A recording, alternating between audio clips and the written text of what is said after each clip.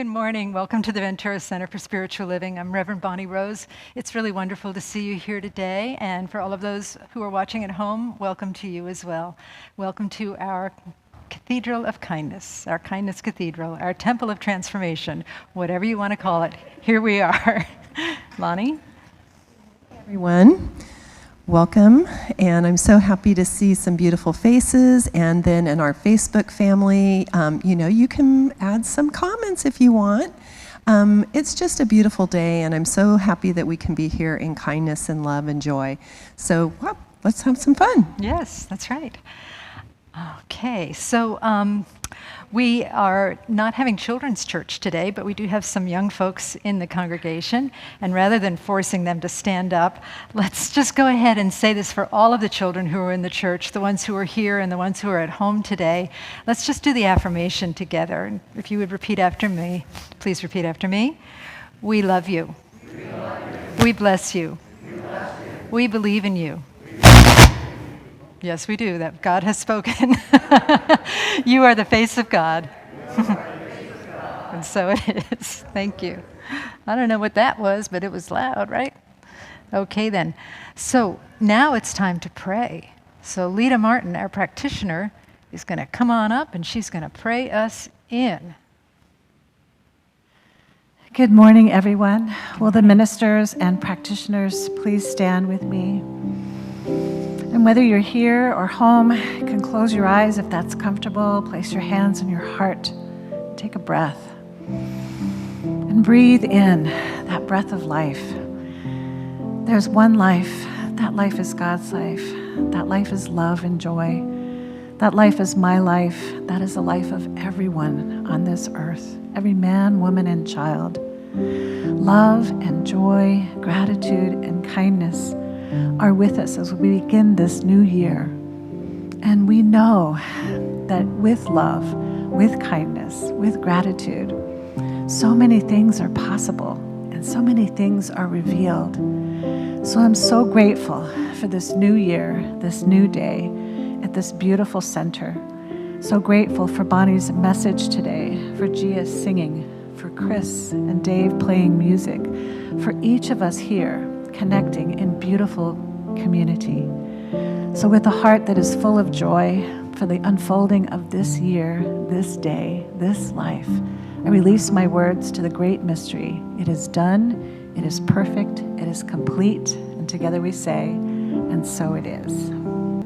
As we breathe and go deeper, ever deeper into the spaciousness that we carry within us at all times, that grace and that glory that is the divine presence within us. We breathe, we relax, we let go, and we listen to the words of our sacred reading. Precious Human Birth by Mark Nepo.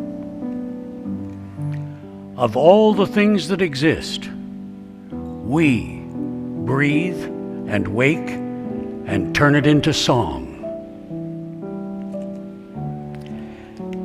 There is a Buddhist precept that asks us to be mindful of how rare it is to find ourselves in human form on earth.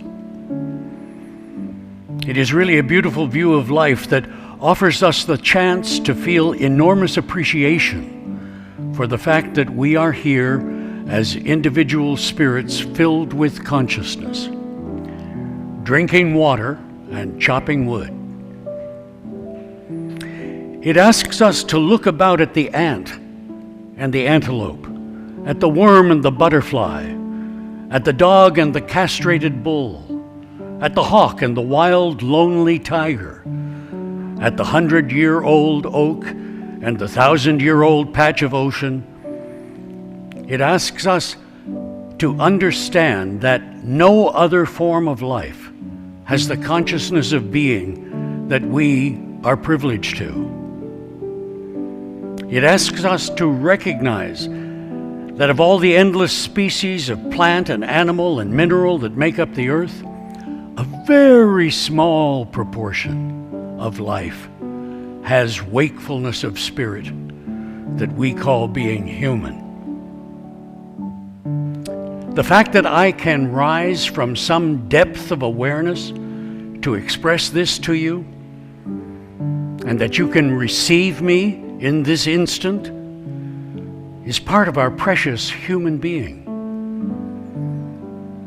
You could have been an ant. I could have been an ant eater. You could have been rain. I could have been a lick of salt. But we were blessed in this time, in this place, to be human beings, alive in rare ways we often take for granted. All this to say, this precious human birth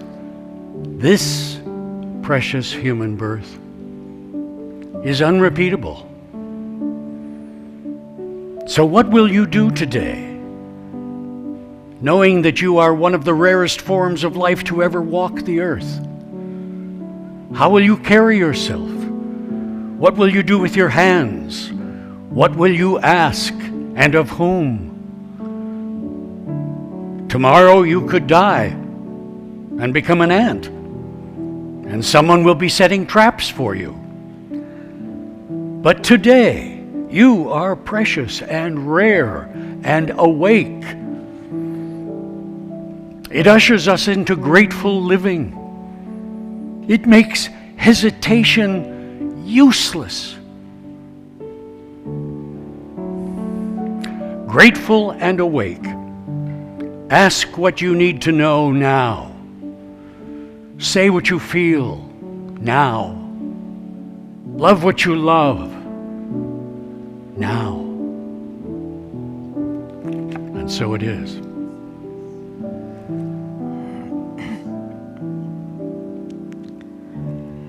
And so together, collectively, let us be grateful and awake. Awaken to the glory of being here on the planet Earth. Awake to the beauty of being human. Awake to the beauty of all beings, even the ants and the anteaters, and the lick of salt and the rain. Let us celebrate all of it and name it the I Am presence, for truly the I Am, which is another name for God, which is another name for love, cast itself into form, into being, in this place that we call the universe, this home that we call the cosmos. And so together now as we sing, I am remembering who I am, we remember the presence of love in all things, including ourselves, but also we remember on behalf of all beings everywhere. I am remembering who I am. Let us place our masks over our noses and mouths and sing together.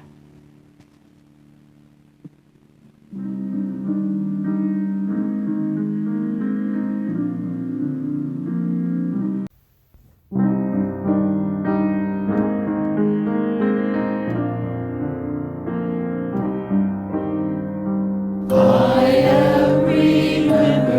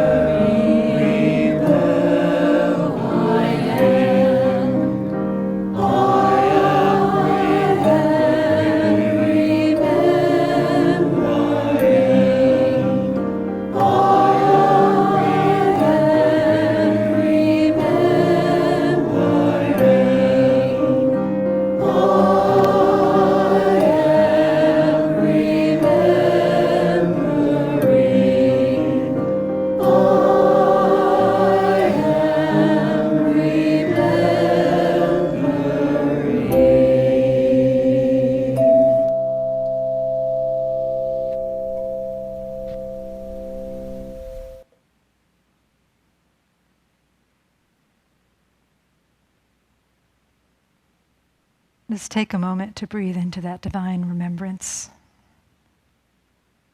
feeling the essence of the true self,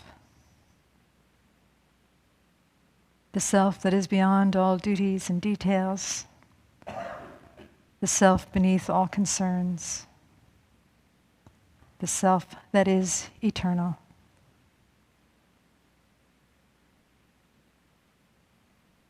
We rest in that place and remember, as we breathe in deeply, and then exhale, opening our eyes in love and in service to what is, as it is, and so it is.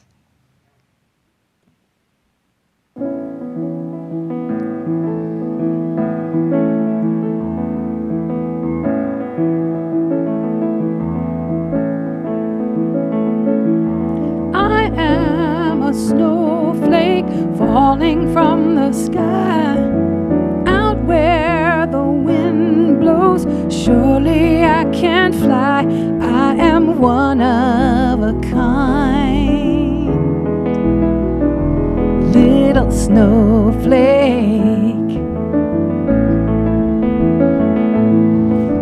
Everyone looks different from our head down to our feet. Ears, eyes, nose, and hair, everyone unique. And I know that you have a smile wide as the sky. And when you smile that special way, we all feel the same inside. I am a snowflake falling from the sky, out where the wind blows. Surely I can fly. I am one of a kind, little snowflake.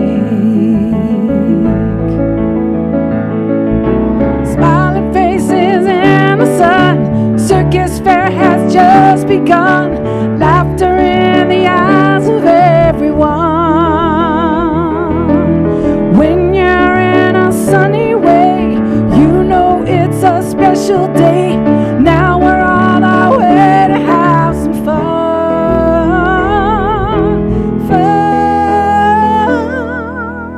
I am a snowflake falling from the sky, out where the wind blows.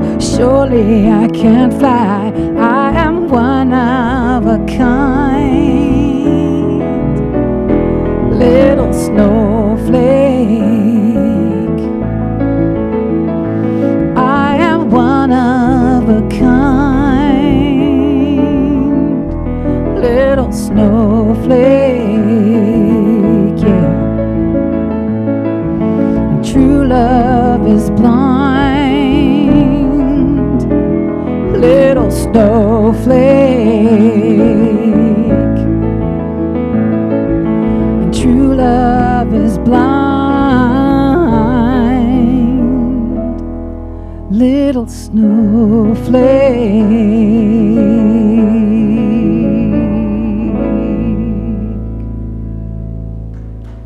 Thank you, Gia. It's beautiful. Thanks. Some of you may have seen Mary Kerrigan ask me a question. She was sitting down here, and she said, there are 4 children in the church. Do you want David and me to take them away? And I said, yeah, it's about to get really boring for them when I get up to speak. So we're very grateful for David and Mary, who are both experts in helping children and teachers and have a lot of experience with youth, and I'm sure they'll have a good time where they are. So parents, you can rest assured that your children are in excellent hands. And let's hope that you guys are in excellent hands too, because hopefully this won't be boring to you. I'm talking about the new year, and the talk title today is New Year. Now what? Now what? Because it's been a strange couple of years, hasn't it? Right? Yeah. Hello. Yes. You know, I've been reflecting back on what these last 2 years have been like, and I remember it was right around this time, maybe a little bit earlier in 2019, when we started hearing about this virus thing that was happening way overseas. And I thought, oh, People were telling me about it. They were concerned. I'm like, it's not going to go anywhere. It's across a huge ocean. These things happen. Everything gets blown out of proportion. It's not going to happen. It became real for me when I couldn't get toilet paper. In the spots in the grocery store where the toilet paper used to be, it was a barren wasteland. A barren wasteland. And other things that I wanted to get were missing as well. And then, it went from there to things that are serious that I don't want to joke about. A lot of people getting sick, people dying, the hospitals being overwhelmed, businesses shutting down, all of this and so much more. A new variant. Here we are again facing another variant, which I'll talk about a little bit more later in the announcements about how the church plans to respond to that. And those of us who are spiritual people, right, all of us sitting here in this sanctuary, I can assume that we're spiritual people. We're trained to look at this stuff. We're trained in the ways of, say, Shakespeare, who says, "Sweet are the uses of adversity," and we can find something positive in everything. And we can say to ourselves, and we have said to ourselves, and I continue to say to myself, this is a sign that the world needs to change, and that we are in what is called a liminal space. A liminal space is like a threshold. We're about to cross a threshold, and we're here waiting on this threshold. Kind of like a cat, though. Those of you who have cats, do you know what I'm talking about? Your cat meows pitifully at the door, saying, let me in, I have to come in, please, let me in. And so you rush to the door to help little Molly, or whatever your cat is, to give her what she wants. And you open the door, say, "Come in, Molly, come in," and do your cat things. Sit on whatever I'm working on, sit on my jigsaw puzzle, sit on my computer as I'm trying to type, but please come in. And Molly looks at you and says, I need to think about it some more. Let me ponder this. Let me scratch my claws on the welcome mat for a while, and let me groom my bottom by lifting up my leg. And I feel like that's what the universe is like. We're like a cat sitting on the door, on the threshold, waiting to cross over, grooming our own bottoms. Well, maybe not that, but waiting to cross over into the next thing to be, but we don't know what it is yet, so we're not crossing over. How do we make New Year's resolutions in this context when we don't know what's coming next? Because this is the time, isn't it? It's January 2nd. Possibly some of us made New Year's resolutions yesterday. Possibly some of us have already broken them. But this is the time to make New Year's resolutions. I looked up on the wisdom of the internet yesterday what the most popular New Year's resolutions were for 2022. They were perhaps different than some of the ones that I would have made, but I'm going to read them to you. No, I'm not. I don't have the paper with me that they're written on. It's in my office. So I remember pretty much what they were, though. And that is that people want to lose weight. People want to exercise more. Spend less money. I'm hearing yep. Get a new hobby.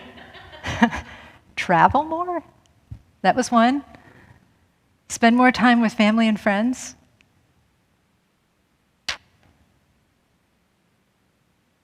That's the gist of it. That's all I can remember at the moment. I remembered 5 out of 10. I think that's pretty good for me right now, but I remembered 5 out of 10. So that's the gist of what they are.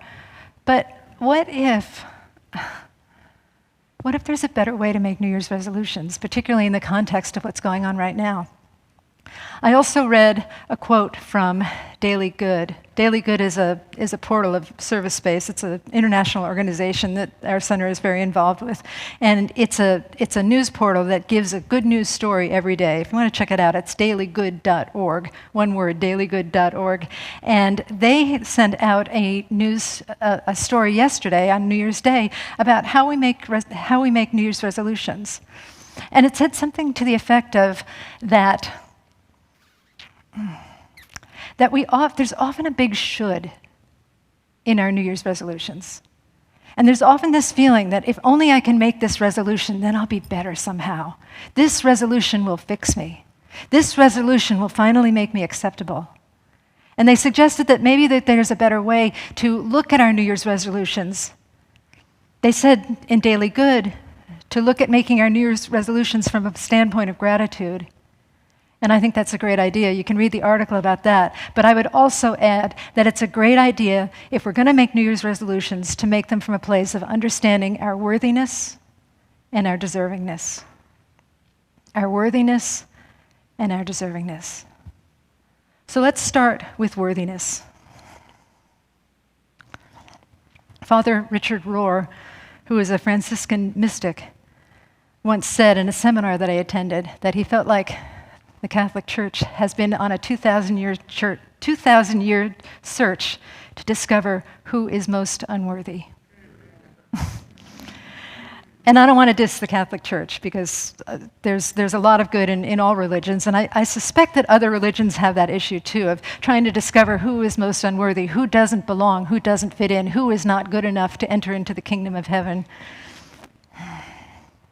Honestly, I did a study of unworthiness this past week when I was off, and I binge watched about 15 episodes of Downton Abbey. Sounds like some of you have seen that show. If you haven't seen it, it's a really good show. First of all, the costumes and the sets and the set dressing is just amazing. The acting is fantastic as well.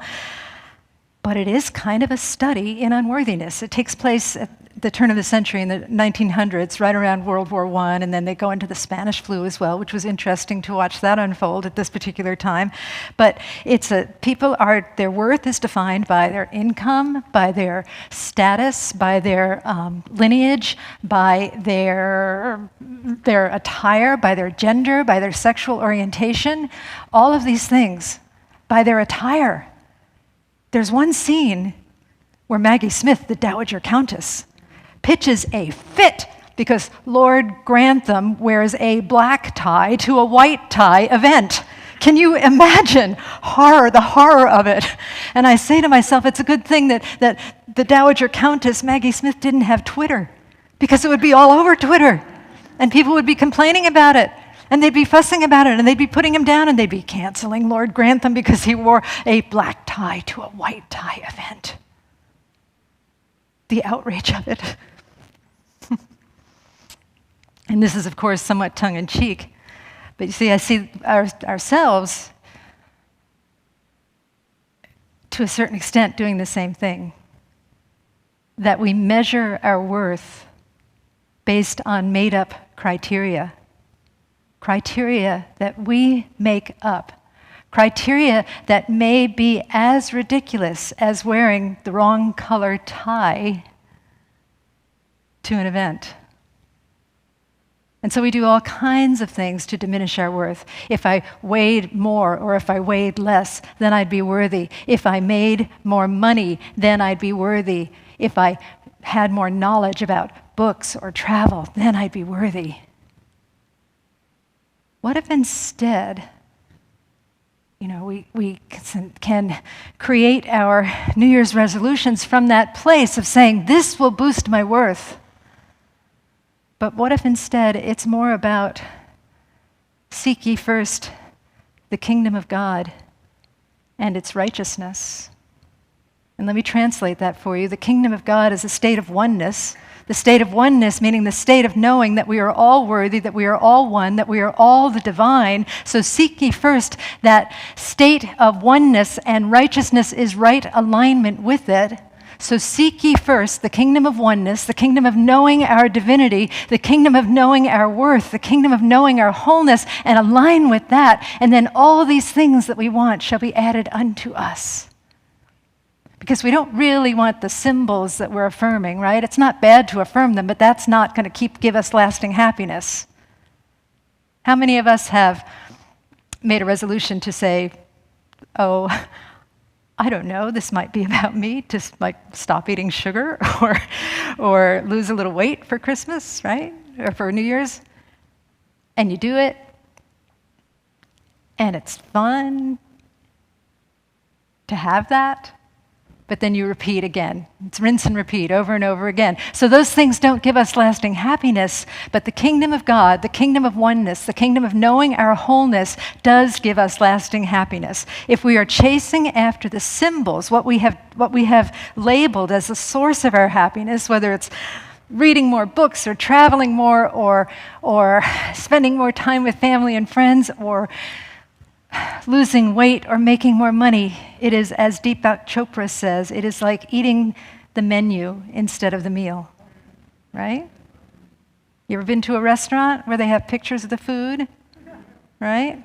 I always think of Denny's. There's pictures of food with like greasy fingerprints all over it. You want to eat that stuff? Not so much. You want the greasy food, not just the greasy fingerprints, right? I know I do. So that's the thing, if we're going to make or resolutions rather about weight loss or more travel or any of the other things that we might be making resolutions about, spending more time with family and friends, let's do it from a place of wholeness and a place of worthiness. In fact, let's start, if you're willing, if you want to do this. You don't have to if you don't want to, but we could actually make a resolution to know our own worthiness. To say, this year in 2022, I resolve to know that I am worthy. I resolve to know that I am one with the divinity.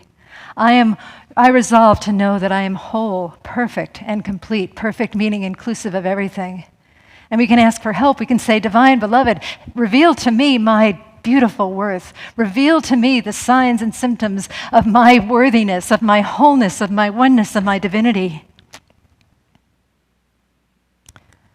We walk sightless among our own worthiness. So, Divine Beloved, give me the eyes to see how worthy that I really am. Would you be willing to take that on as a resolution? Does it sound bold? Does it sound arrogant? Does it sound like asking for too much? If it does, yay. Go for it. Let's all know our own worth and become the vessel of worthiness that blesses the entire world as we shine our light through this beautiful, beautiful chalice of worthiness. So that's worthiness. The other thing that I wanted to talk a little bit about in terms of the context, the framework of making New Year's resolutions, is our deservability. There is a thing in our denomination where sometimes we pray for something and we don't get it and we don't receive it and nothing manifests. And sometimes what can stand in the way of us receiving the life that we really want is we feel that we don't deserve it, that we did something wrong 30 years ago and that has cast a stain upon our soul, which will forever block us from receiving the good that we truly deserve. I actually looked up the word deserve in the Science of Mind textbook, in our denomination's textbook, and there really wasn't much on it. And I wonder sometimes if Ernest Holmes, our founder, knew that really a question of deserving is not really, it doesn't really have anything to do with God, because we are one with God, and God, of course, is ultimately deserving, doesn't even speak the language, doesn't even know the word, and because we are one with God, we deserve love, we deserve goodness, we deserve wholeness, we deserve hope. And yet we make these New Year's resolutions that we want to have, and yet perhaps something that stands in the way is the belief that we don't deserve. When I think about New Year's resolutions, sometimes this image comes to my mind, and we don't really anthropomorphize God in this spiritual center, but I'm going to do it this one time. Just don't tell anybody, okay? I don't want to get in trouble with the other ministers. But imagine that God, and say one of the archangels, Lucifer. Let's say God and Lucifer. Let's keep it interesting, okay? God and Lucifer go into a bar, right? And God says, oh, Lucifer, look at the little humans. They're making New Year's resolutions again. Aren't they cute? They think they're going to actually keep them this year. They're just so adorable. I just love the humans. And Lucifer says, hey, God, did you hear the one about New Year's resolutions? A New Year's resolution made by a human goes in 1 year and out the other.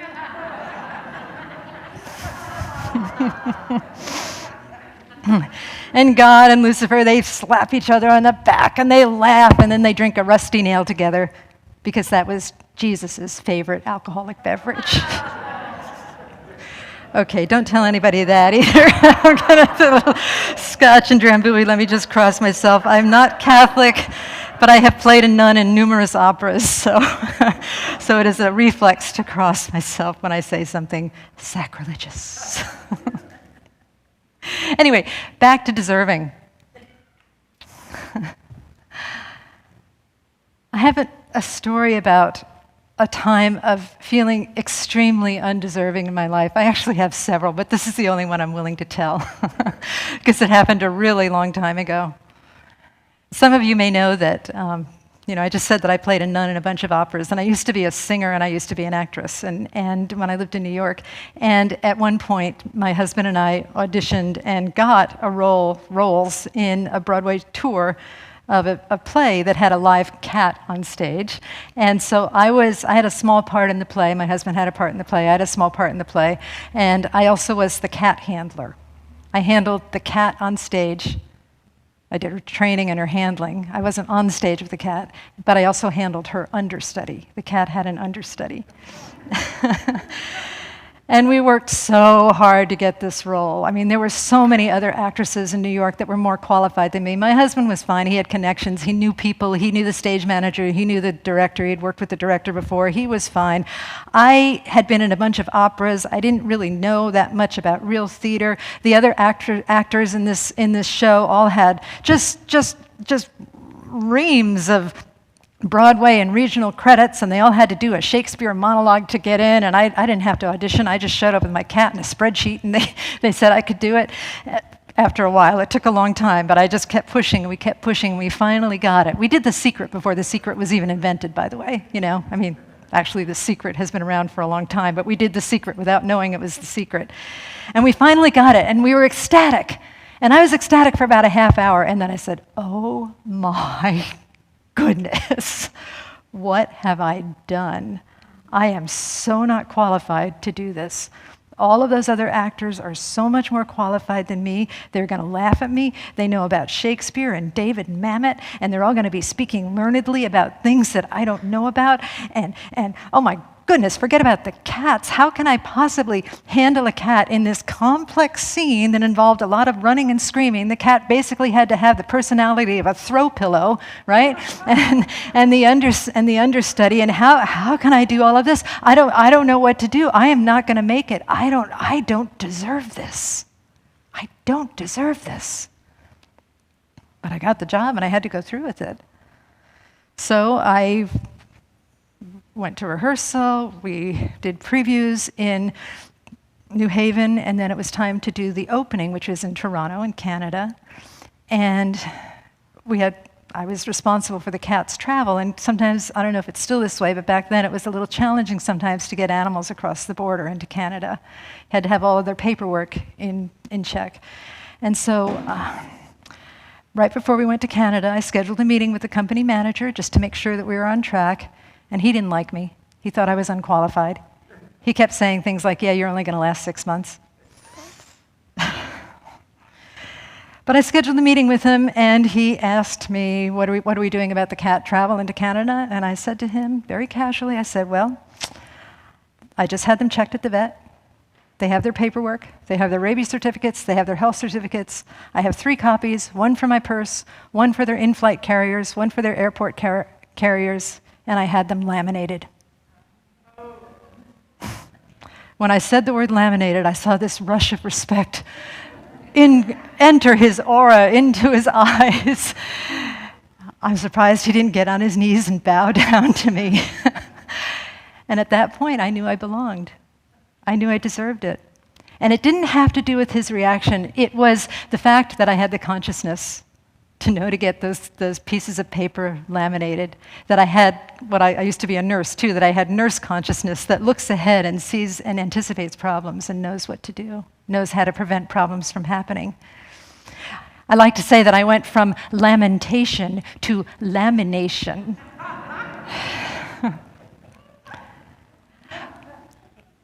You're welcome. But there was a bridge between the two, and the bridge was spiritual practice. The bridge was working on deservability. The bridge was writing an essay, more like a paragraph, of affirmations that I did every single day. I deserve to be in this position. I know that the divine spirit within me can help me get those cats around the country and into Canada and back safely. I know that I can do this part. I know that I belong. I know that I deserve this. I know that I deserve this. I know that I deserve this. And I did. And the lamination incident was only a sign.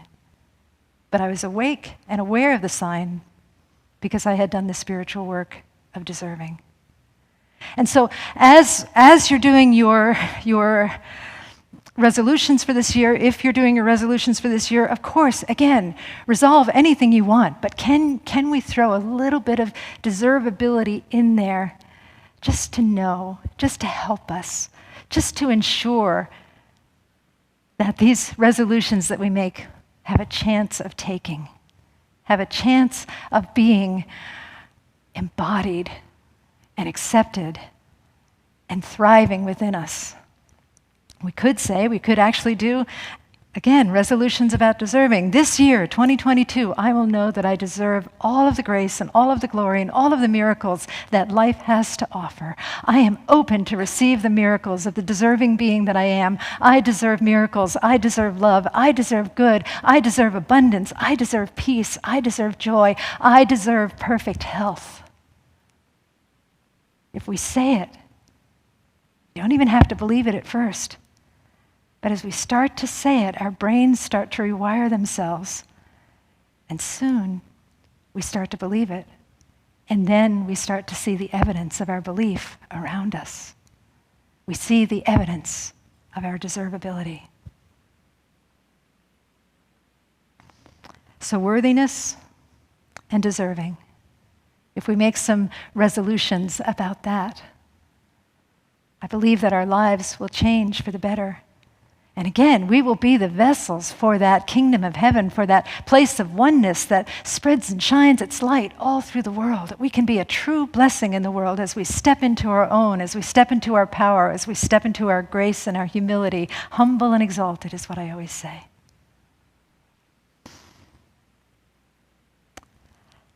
Sometimes when we make New Year's resolutions, it takes quite a bit of willpower, doesn't it? I would say that the kind of resolutions I'm suggesting around worthiness and deserving, they may take willpower, but they also take willing power, willingness power, the willingness to surrender, the willingness to be surprised. Because Spirit has many, many surprises in store for us. We don't know what's about to happen. We never know what's about to happen. But if we're open to receive our good, we can say, Divine Beloved, help me to be willing and surprise me. Divine Beloved, help me to be healthy and happy and surprise me. Divine Beloved, help me to be filled with your grace and surprise me. Divine Beloved, help me find abundance and surprise me. We open ourselves to the grace of God in all ways, and life becomes beautiful. Life becomes a miracle, and we step into the divinity that we already are. Let's know that for ourselves now. Let us pray.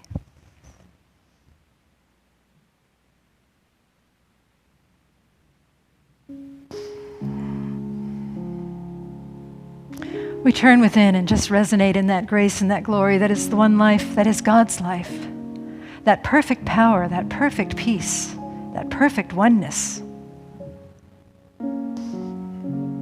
Let us breathe into that wholeness and just trust that it is everywhere, that God is omnipresent. that God is omniscient, that God is everything that is. In the darkness and the light, in the joy and the sorrow, that everything is the life of God. And that because this is so, we are one with that life. That life is who we are. We are pure consciousness, pure awareness, pouring into us, pouring through us, pouring out of us, circulating in the world. And we know that there is a power for good and that it uses us as we allow the grace to manifest in our hearts and ripple outward in surprising ways. And so today I speak a word of truth. I speak a word of knowing, a word of trust, trusting that 2022 brings us surprises, but that it is a good year. That we are open to accepting our wholeness, our worthiness, our deservability, our oneness. That we are open to accepting grace, that we are open to see miracles. That we open ourselves to be the power and the presence of the living one in all things. And that we inspire that in ourselves and in others, that something greater than our small self moves through us to raise the world up in consciousness, and peace, and wholeness. We take these words and we apply them individually to our lives. Because all of us are here to be a blessing in ways that are unique to us individually, in ways that bless the collective. And as we raise ourselves up, we raise up the entire world. We bless everyone. We participate in this divine circulation of life and love and wholeness and peace. We become alive and know the truth that gives us freedom and joy and happiness.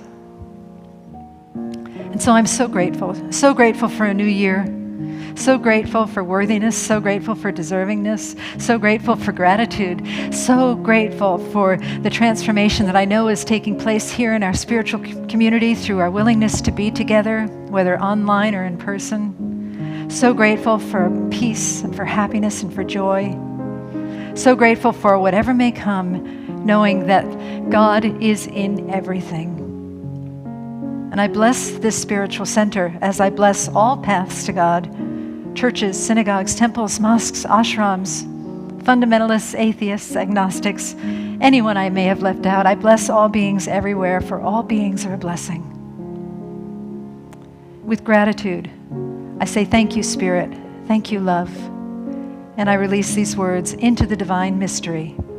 And together we say, and so it is.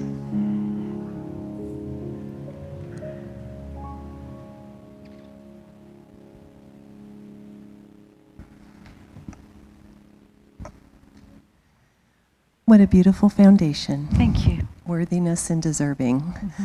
It's kind of exciting to do the offering for the 2020 new year, 2022. 2022, Oops. I know. Yeah, I'm going to forget that. That's okay. So this morning, it's such a beautiful place to be in this center and this philosophy and this family. And because of all of you, we continue to be able to do that. And so this morning, as you prepare your offering, do it from that place of deserving and worthiness, because what you do for yourself, you can share with others.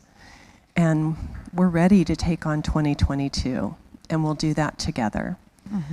So I invite you to place your offering over your heart and repeat after me. We trust in spirit. We trust in spirit. Love is a giver and receiver of all that we are. Love is a giver and receiver of all that we are. We offer this gift. We offer this gift. It is an outer expression of our inner abundance and compassion. It is an outer expression of our inner abundance and compassion. Our gifts bless many. Our gifts bless many. And return to us multiplied in miraculous ways. And return to us multiplied in miraculous ways. So that we may give again. So that we may give again. And so it is. And so it is. Thank you.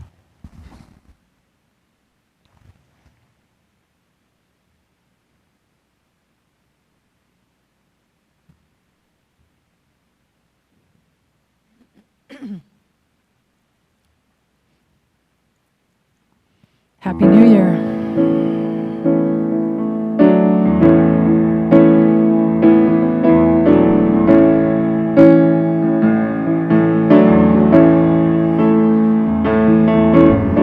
I'm not bringing my bucket to an empty well or reliving those heartbreak stories I was wanting to tell. I don't want another excuse to feel afraid and weak, so I'm using my big girl voice to get up and speak. And I'm saying enough is enough, is enough. Ooh, enough is enough, is enough. I don't need to be right, I don't have to be tough. All I want to say is, ooh, this is enough. I got some flaws and I got some gifts, and I'm blessed. And I'm laying them critical voices in my head to rest. I'm thankful for the journey here to this moment in time. Oh, and I wouldn't go back and redo it for any reason or rhyme. Yeah, 'cause I'm saying enough is enough, is enough. Ooh, enough is enough, is enough. No, I don't need to be right, I don't have to be tough. All I want to say is, ooh, this is enough. Ooh, one foot in front of the other. Yeah, smiling with my sisters and brothers. Oh, the joy we reap is the love we've sown, and the only life we live is our very own. Oh, yeah.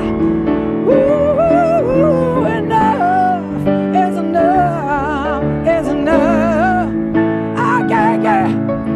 Enough is enough, is enough. Yeah, I don't need to be right, I don't have to be tough. All I want to say is, ooh, this is enough. You are enough, we are enough. Lord, don't you know I'm enough? Oh, we are enough. Yeah, this is enough. Oh, this is enough. This is enough.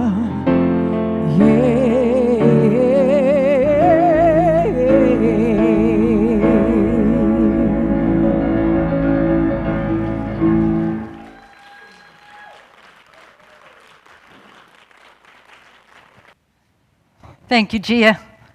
You are such a rock star. I mean, literally, she was a rock star, right? You were a backup singer for who? Springsteen and Joe Walsh. There you go. You go, girl. Say what? You're rock star adjacent. I know. That's a good term. I like that. So I'm going to invite Susan and Lita to come up, and they're going to talk about some classes that are coming up.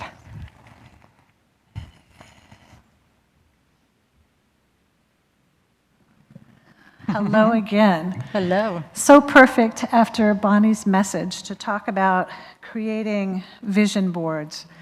I'm offering a class on the 8th to create these collages that to me are living prayers of our life. The visioning process asks us, what's seeking to emerge in my life? And to take Bonnie's message today, what would our life look like if we were deserving and we felt whole and we wanted joy?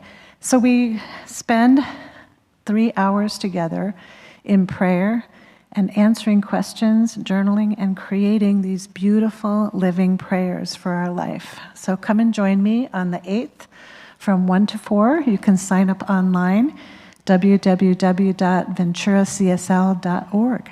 Thank you.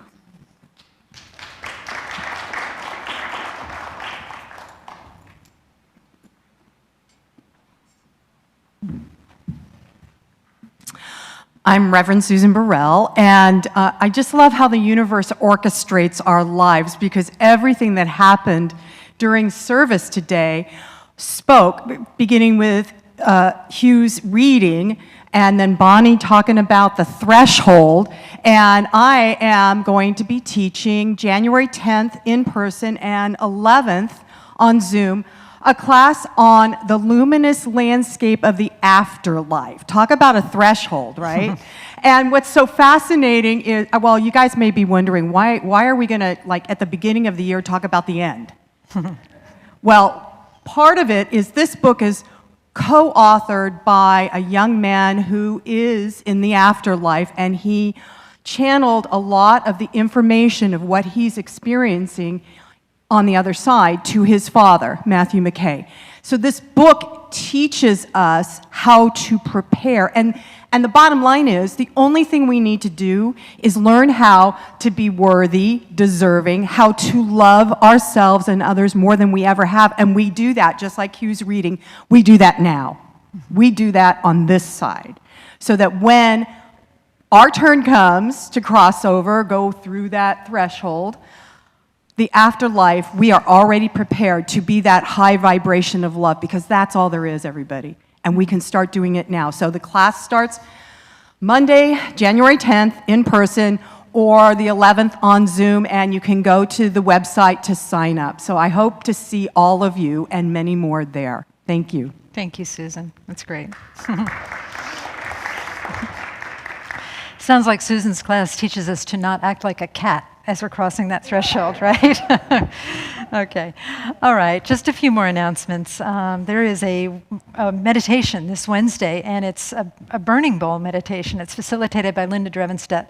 I've attended Linda Drevenstedt's New Year's Eve meditations for years now, and this is not on New Year's Eve, but it's about letting go of the old and bringing in the new, and she does a fantastic job. So I really recommend attending that. It's on Zoom, and the information is on our website, www.VenturaCSL.org. Let's see, what else? We are partnering with the American Red Cross, as we have been doing for a couple of years now. Tuesday, January 18th, downstairs in Martha's Hall, there is a blood drive, and we have to pre-register for that, and there's information on our website about that. Outreach, we have several volunteer opportunities that you can read about on our website, helping serve lunch to the unhoused people, family to family on First Mondays, and also we're collecting items to help rehome people, things like pots, pans, silverware, bicycles. Choir rehearsal is now in person and also via Zoom. Everyone's welcome. After service options, we have prayer with a practitioner. Practitioners are wearing white stoles, and you can come up front and they'll do a lovely prayer with you. Beautiful thing to do as we start a new year. You can also go in there. We've got some free books and puzzles that you can either bring in your old books or bring in your old puzzles, or you can take them if you want. We also have items for sale in our bookstore, coffee, tea. You can also bring in treats to share, COVID-friendly treats to share. And for those who are at home watching, if you'd like, share our live stream with people so we can continue to spread our good word with everyone. Before we close, I want to say just a few words about COVID. So it seems like things are starting to ramp up again, and just wanted to let you know that I am aware. I'm going to be meeting with our board president after the service today. We're going to talk about any actions that we might have to take. Really what I do is I just watch the county data very carefully, and as a board, we collectively make decisions based on that. I'm not sure what's happening really. I mean, I've heard people say that Omicron is not as severe and it's much like a cold. I also know people that are getting colds now and getting tested and are coming back testing negative. So once again, it's a bit of a mystery. We don't exactly know where we're going, but my intention is to continue to lead the church with the help of the board, with the support of the board, in partnership with the board, to make sure that everybody stays safe. So just bear with us as we figure out what we're doing, and we'll continue to pray for well-being and healing for everyone. I'm grateful that you're here today. I'm grateful that you're healthy, and I'm grateful that you are part of the center and part of my life. In that spirit of gratitude, let us pray. We turn within and trust to know that there is a power and a presence that is greater than any challenges that the world may give us. And we anchor in that power and presence right now. We know that it has filled us here in this sacred time together, not only through all of the action that has taken place on the stage, but in the community that is in this sacred sanctuary, and also reaching out through the ethers and the internet.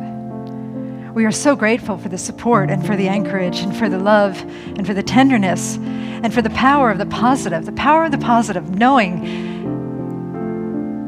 that we are transcending all obstacles and that healing is taking place and that we exit these doors renewed and refreshed, knowing the truth that brings us home to the divine within us always. And I read our church affirmation, which is, Divine Beloved, inspire us to become a mystical center of non-duality, to allow the love of God to work through us, to take action upon the call of kindness, to serve the greater good for all beings, to bring the kingdom into the garden through surrendering into boundless grace. We are yours, you are ours, all is well, and together we say, and so it is. Namaste.